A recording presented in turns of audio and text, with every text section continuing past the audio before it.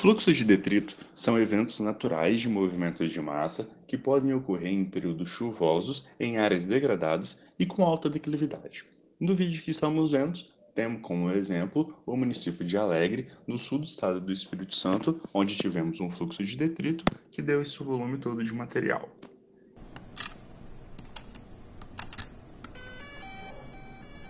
Com o objetivo de verificar a possibilidade de novos movimentos de massa, fizemos um trabalho de vistoria em alguns dos principais locais afetados pela chuva no município de Alegre, com a utilização de drones para auxiliar na identificação das áreas com maior risco, e aproveitamos também para fazer a modelagem tridimensional do terreno, a fim de produzir mapas que possam fornecer informações importantes à população e aos gestores públicos.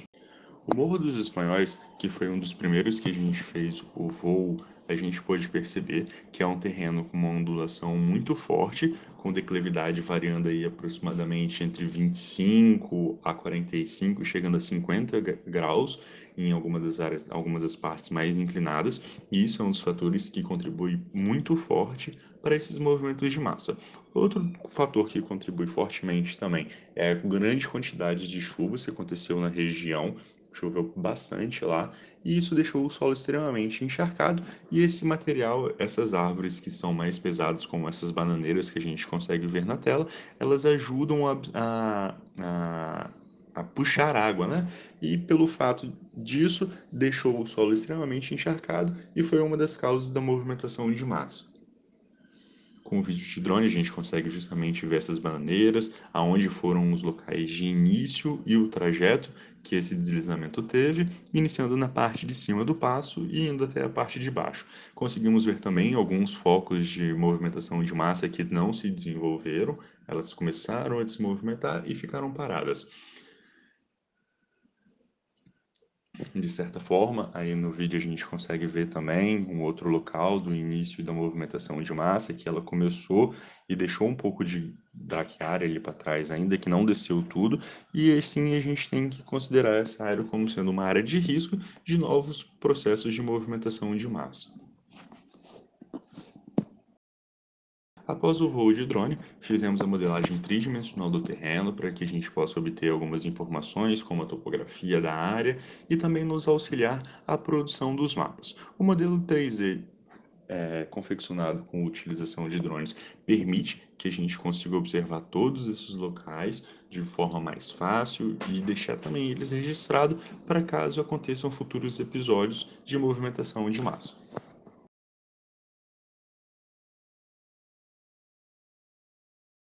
O primeiro mapa confeccionado foi o mapa do Morro dos Espanhóis, que mostra para a gente aí na parte principal o ortomosaico atualizado para esse dia da movimentação de massa. Em vermelho a gente tem a área total que foi afetada por essa movimentação. E as setinhas em preto, elas indicam a direção do fluxo do movimento de massa. Além do ortomosaico, fizemos também um modelo digital de elevação que mostra para a gente a altitude da área e a gente consegue observar que a altitude varia de 225 na parte mais baixa até 425 metros na parte mais alta. Uma grande quantidade de amplitude, né? 200 metros é bastante coisa. Além do modelo digital de elevação, fizemos também dois perfis topográficos que mostram aproximadamente o trajeto no qual esse fluxo de detritos pode ter passado. Saindo do Morro dos Espanhóis, o próximo local no qual fizemos a vistoria foi na Universidade Federal do Espírito Santo, na UFES, do campus de Alegre, e lá identificamos alguns pontos de movimento de massa no barranco.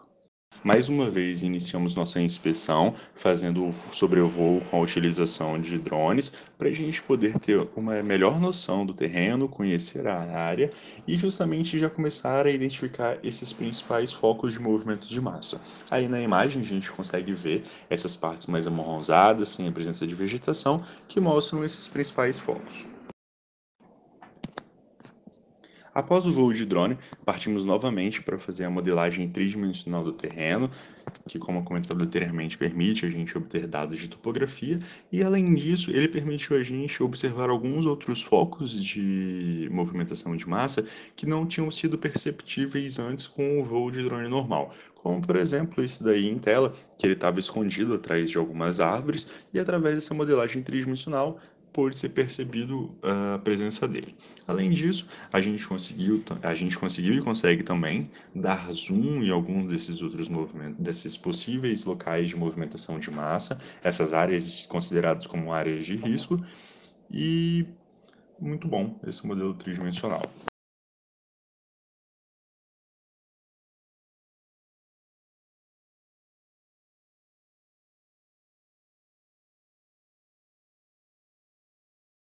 Após a modelagem tridimensional, o próximo passo foi fazer um mapa de ortomosaico atualizado para nossa área de trabalho, onde coloquei alguns pontos em amarelo, identificando algumas das principais áreas de risco que podem vir a passar por processos de fluxo de massa, né, de movimentação de massa. Aqui a gente tem o ortomosaico atualizado de toda a área de aquisição e também aproveitamos para fazer alguns outros modelos digitais de elevação, como a gente está podendo ver aí, que varia de 218 até 285. Fizemos também as curvas de nível do modelo digital de elevação para a área.